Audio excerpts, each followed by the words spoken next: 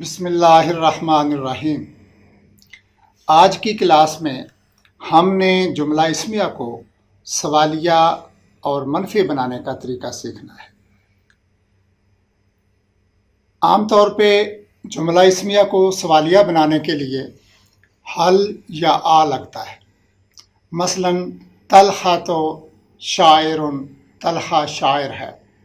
اس کو سوالیہ بنانا ہو تو آ لگا دیں، اطلحہ تو شاعر، ازید عالم، حل الکتاب جدید، حل زید شاعر، کیا زید شاعر ہے، حل الکتاب جدید، کیا کتاب نئی ہے۔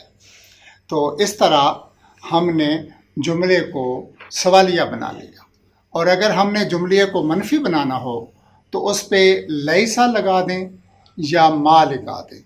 جیسے الکتاب جدید، تو یہ منفی بنانے کے لیے ہو جائے گا لیس الکتاب جدید، اور ما لگا دیں تو مل کتاب جدید۔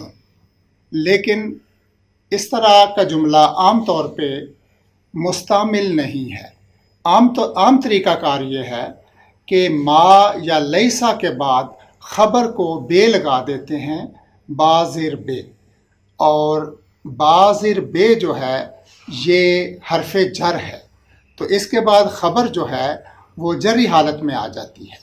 ہو جائے گا جملہ لیس الکتاب بجدید، مل کتاب بجدید، لیسا زید بعالم، ماللہ بغافل، اللہ تعالیٰ غافل نہیں ہے۔